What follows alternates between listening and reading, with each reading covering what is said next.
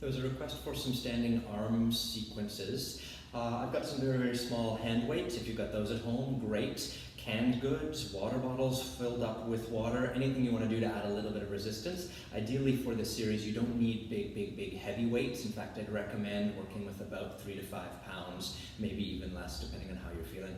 Once you've got the weights or the canned beans or the water bottles in hand, bring your elbows in towards your side waist with your palms facing towards each other. Starting with an easy rotation of the upper arm and then bringing it back in. Work with a lot of 90-degree angles, so you're looking for a 90-degree angle with your elbow joints right now. If you start to bend more than 90, the biceps take over. And right now, although it may not be visible on the video, I'm trying to roll the front of my shoulder joints open to create a little bit more generosity across the front of the chest. Big caveat on that though is that as I roll the front of my shoulder joints open, I'm trying not to pinch my shoulder blades together. 2 more of those, 2 and 1. Bring the arms all the way in, turn your palms to face up. I'm going to turn sideways, you don't have to. Draw your elbows behind you and then reach the arms forward as though you were offering them. Pull those elbows back again and then reach forward, back and forward. As the arms reach, try and straighten your arms completely, but keep the weights in front of your shoulders. You're not opening them out just yet. 3 more in this position. 3. Abs are tight and engaged on your 2. And 1. Now that same gesture, pull the elbows behind you. This time though, reach the weights out to the corners of the room and then bring them back in. Reach out 2. And in my side view, the weights are slightly in front of me. I'm not letting the blue weights get behind or out of my peripheral vision. 4 more reaches there. 4. On your corners for 3. 2. And 1. We'll go 4 straight forward as we did earlier. 4. Pull the elbows back. 3. And 2. There's a little micro bend in the knees. Last 1. Take it to the corners on 4. Reach out. Abs are tight. 2. Reaching 3. And 4. 2 straight forward in line with your shoulders. 1. Arms reach, but upper arm bone draws back into the socket. To your corners on 2. 1. And 2 singles. Go front. And go corners. And we'll do that once again, going front. And go corners. Bring the arms all the way back in. Allow the weights to drop down. Give your shoulders a roll back for 3. 2. And 1. Settling the weight so that the palms face towards you. Find that broad upper body and put a micro bend into your elbows. Now option number 1, a single arm lifts and lowers down. And other arm lifts and lowers down. If that feels too easy, both arms are lifting. Up to you, either alternating or the double lift. Focus on the front of your shoulder joints, but then really notice the curves in your back, low and mid back especially. Try not to lean back. So there's a bit of a contraction in the abs to create a forward feeling of attack. Let's go lifting and lowering for just 4. 3. 2.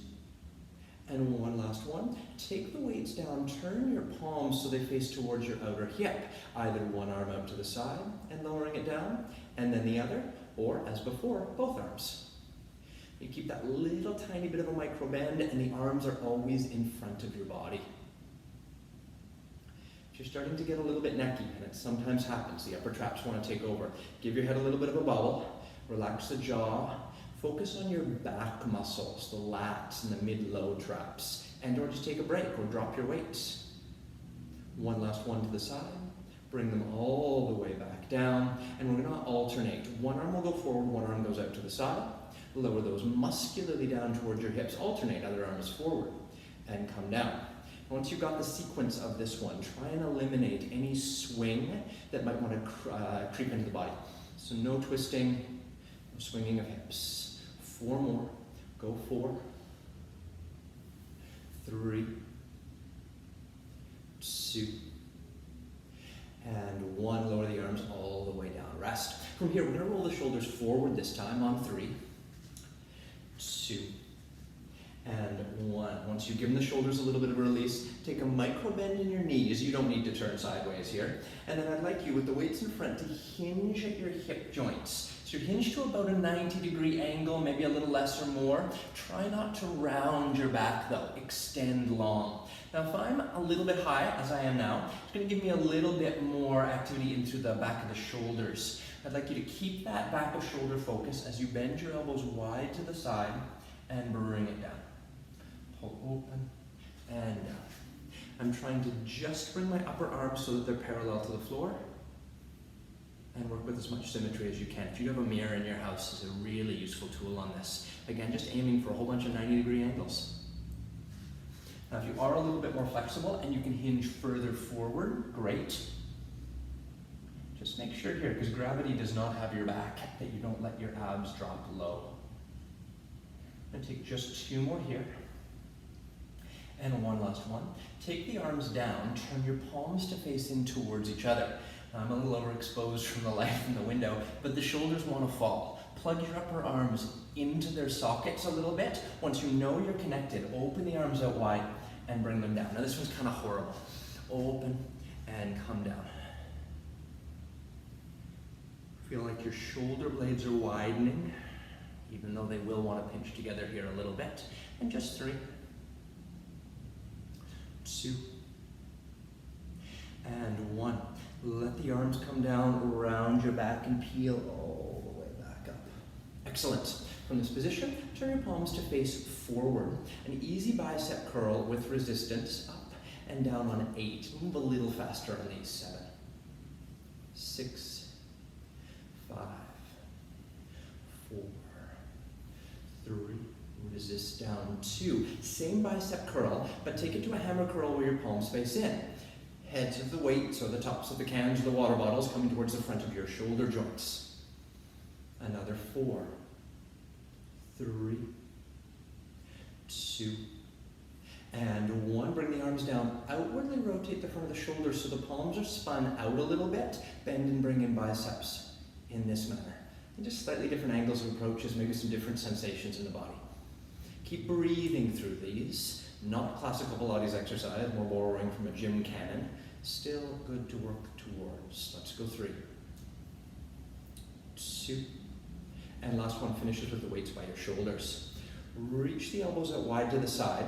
Weights might touch the top of your shoulder joints right now. And then open the arms out to offer them wide and bring them back in. And 2, 3. We go to 8 of these. Here's 4. Each time you reach the weights out, stretch out through the arms and the knuckles towards the right and left sides of the room. Last 2. Final 1, arms open out wide, hold there with a micro bend in your elbows. Arms come up and overhead and come down. If any of these exercises don't feel appropriate, don't do them. If it's getting unbelievably necky, if you're feeling like maybe you've got some crunching or cracking in the elbow or shoulder, don't push through. 4 more. 4, 3, 2, 1. Finish with the arms in the out position. Bend your elbows to 90 degrees. Turn your palms to face forward. From here, I'm again going to turn sideways. The tendency is to end up a little bit back here. Contract slightly in the front so you feel like you're really upright and vertical. Rotate the upper arm down and bring it up. And 2.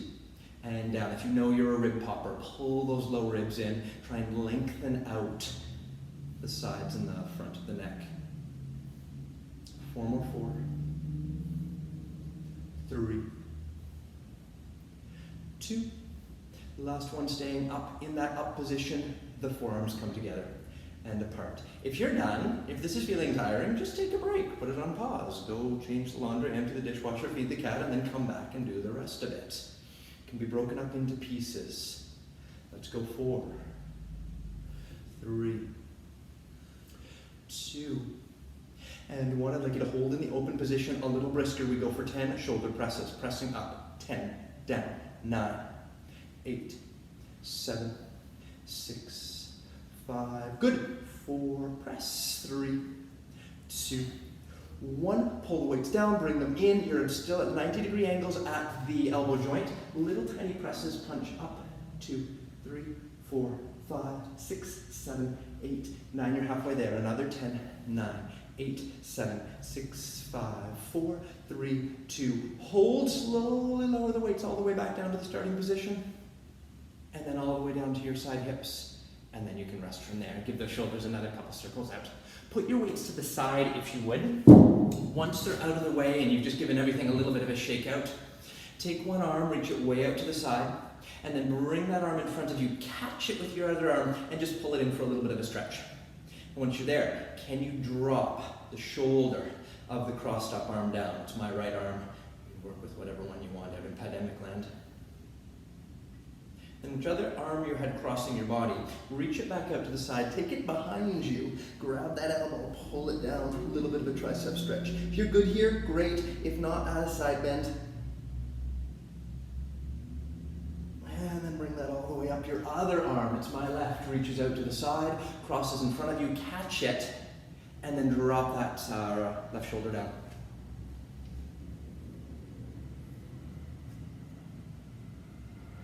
Arm that's crossed up, it's my left, will reach out to your side, all the way back behind you. Grab that elbow, notice how maybe you're way more flexible on one side than the other. And then once you are there, take that side bend if you wish.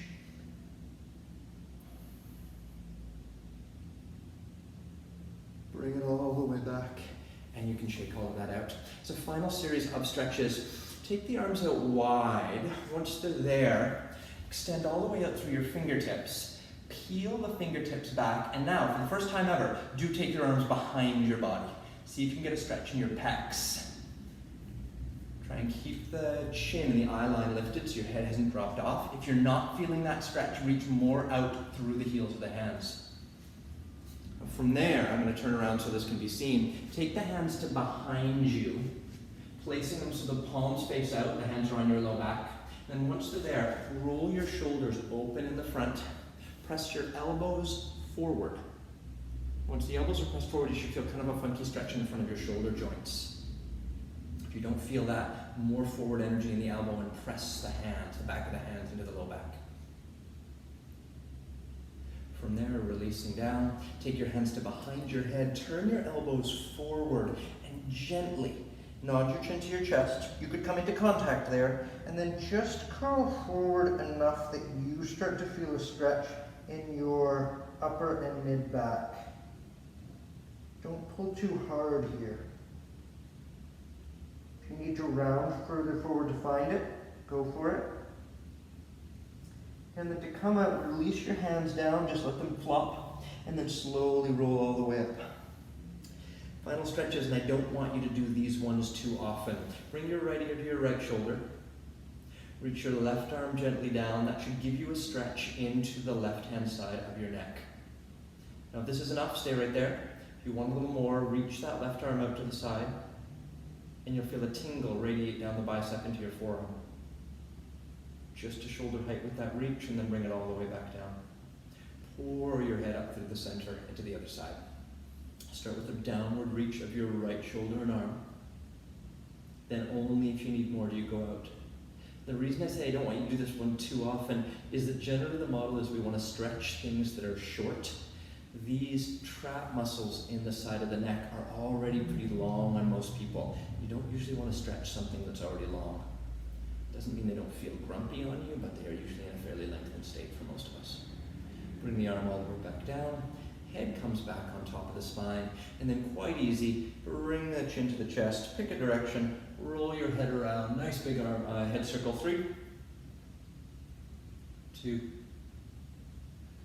and 1. Bring your chin back to your chest, reverse your direction of circles, 1, 2, 3. Bring the head back up on the spine. Give it a little bobble so it feels like the weight of the skull is really balanced on the top of the atlas and the axis. Neck and shoulders should feel warm but not overworked. And I wish you a wonderful rest of your day.